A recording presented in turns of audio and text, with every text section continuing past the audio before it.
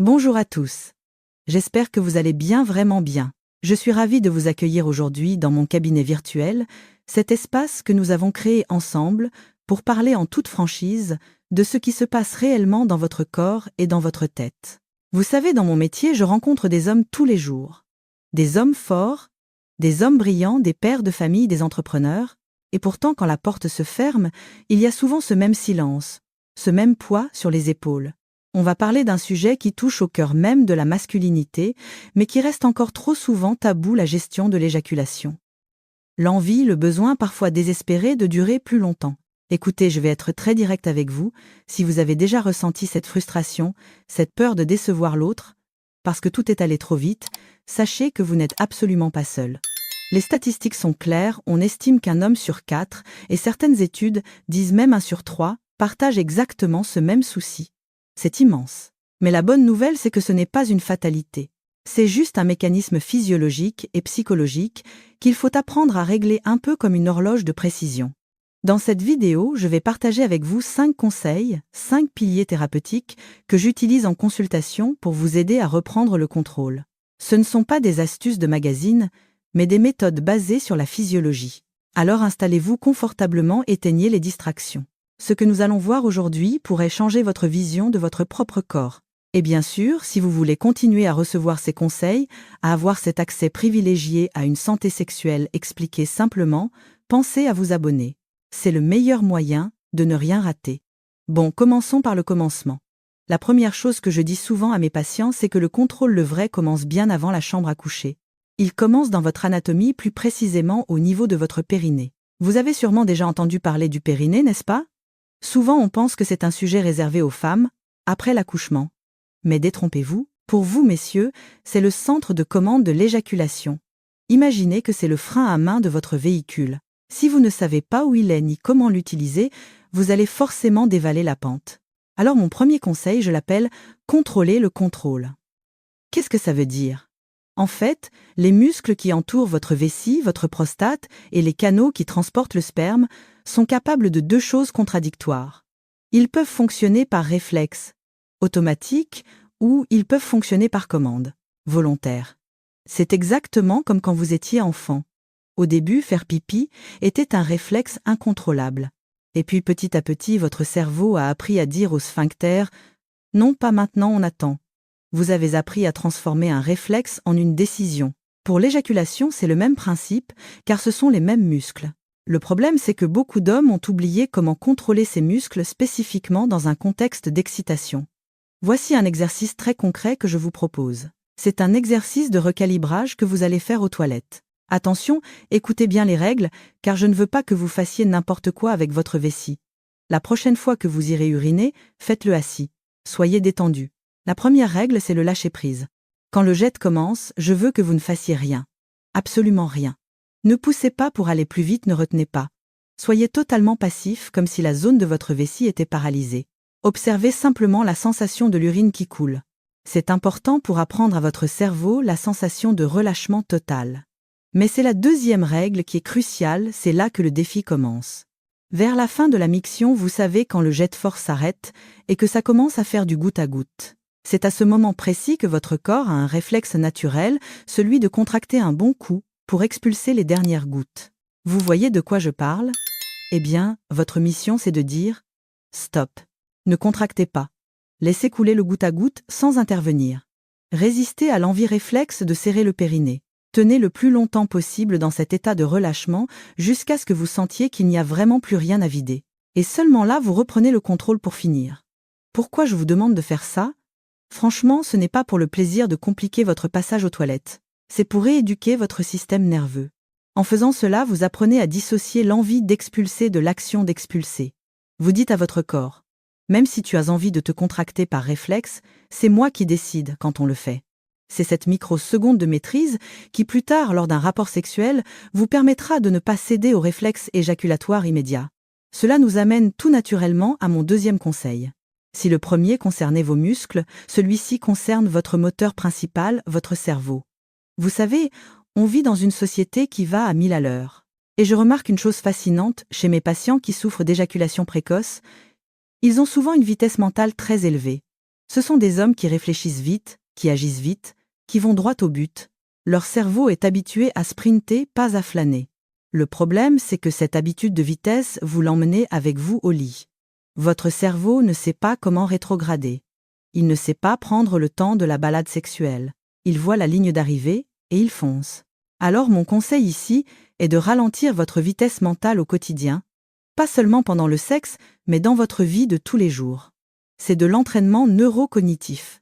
Comment on fait ça concrètement? C'est très simple, mais il faut de la discipline. Dans votre journée, quand vous sentez que vous êtes en surchauffe, que vous gérez 10 dossiers en même temps que vous courez, stop, imposez-vous une minute de freinage. Prenez 30 secondes ou une minute pour ne rien faire. Absolument rien. Vous arrêtez de taper sur le clavier, vous posez votre téléphone. Vous respirez. Vous ne pensez pas à ce que vous devez faire après. Juste 30 secondes de vide. Vous allez voir, au début c'est insupportable. Votre cerveau va hurler « on n'a pas le temps ». Mais en faisant cela régulièrement, vous apprenez à votre système nerveux à accepter le calme. Vous lui apprenez qu'il est possible de ralentir volontairement. Pourquoi est-ce si puissant pour votre sexualité? Parce que l'excitation sexuelle est une forme d'accélération mentale et physique. Si vous entraînez votre cerveau à obéir à la commande ralentir, dans la journée, il sera beaucoup plus docile quand vous lui demanderez de ralentir la montée de l'excitation le soir venu. C'est une gymnastique de l'esprit.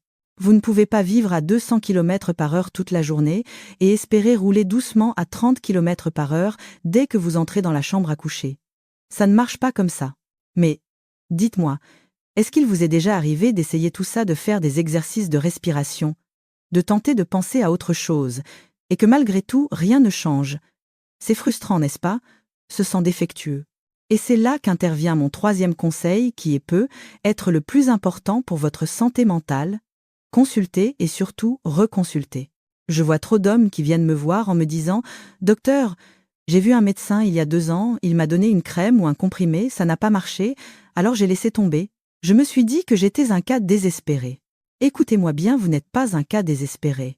En médecine, et particulièrement en médecine sexuelle, le premier traitement est rarement le remède miracle immédiat. Nous ne sommes pas des machines standards. Votre chimie est unique. Il est tout à fait normal, je dirais même habituel, de devoir tester 1, 2, parfois 3 approches thérapeutiques avant de trouver la clé qui ouvre votre serrure. Parfois, un médicament ne fonctionne pas, mais le suivant change la vie. Parfois, ce n'est pas le médicament qui est en cause, mais le dosage. Ou alors, il fallait combiner ce traitement avec une thérapie comportementale. Quand vous souffrez d'une éjaculation rapide, c'est une souffrance réelle. Ça impacte votre estime de soi, votre couple, votre vision de l'avenir. Ne laissez pas un premier échec thérapeutique vous condamner au silence. Si la première solution n'a pas fonctionné, retournez voir votre médecin. Dites-lui « ça n'a pas marché, qu'est-ce qu'on essaie maintenant ?» De nos jours, avec la téléconsultation, l'accès à des sexologues spécialisés est devenu tellement plus simple. Vous n'avez plus l'excuse de la salle d'attente gênante. Il y a des solutions? La persévérance, c'est souvent la différence entre un problème chronique et un problème résolu. Bon, parlons maintenant un peu de mécanique des fluides, si je peux dire. Passons à quelque chose de très pratique, mon 4e conseil, la lubrification du gland. Alors je vous vois sourire, mais restez avec moi, c'est très sérieux. La plupart d'entre vous savent déjà que pendant l'acte, mettre du lubrifiant réduit les frottements et donc retarde un peu l'excitation.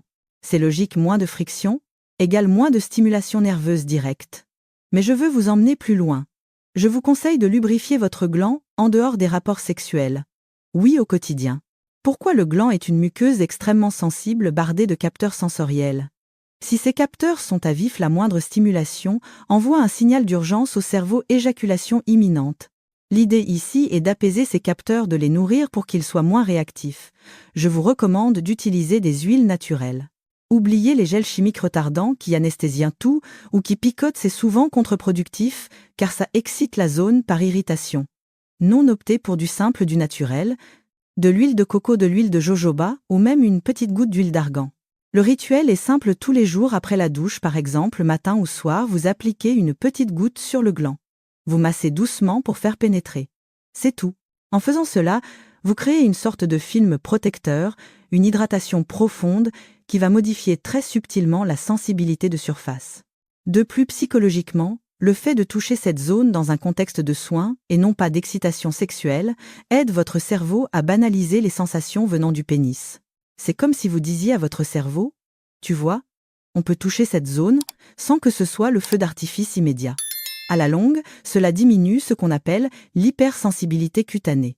C'est une technique douce, mais sur le long terme, elle paye. Enfin, nous arrivons au moment crucial, celui que beaucoup redoutent. Le 5e conseil, s'habituer à la pénétration. C'est le classique absolu docteur. Pendant les préliminaires, tout va bien, je gère. Mais dès qu'il y a pénétration, c'est fini en quelques secondes. C'est normal. Physiologiquement, la pénétration est un choc sensoriel énorme. La chaleur, la pression des parois vaginales, l'humidité. C'est une surcharge d'informations pour votre cerveau. De plus, psychologiquement, la pénétration représente souvent le vrai acte sexuel dans l'esprit des hommes, ce qui ajoute une pression de performance colossale. L'erreur que font 90% des hommes, c'est de commencer le mouvement de va-et-vient immédiatement après l'intromission. Vous rentrez et hop, vous bougez. C'est la meilleure recette pour éjaculer en 10 secondes. Mon conseil est le suivant, laissez le temps à votre pénis de s'habituer à ce nouvel environnement.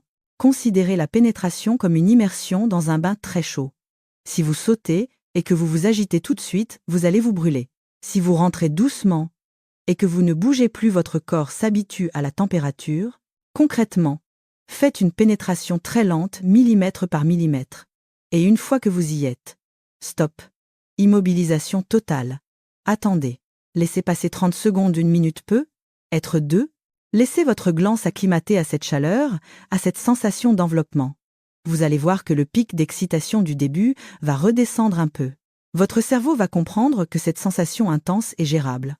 Évidemment, vous n'allez pas rester planté là à regarder le plafond en attendant que le chrono tourne. Ce serait terrible pour l'ambiance.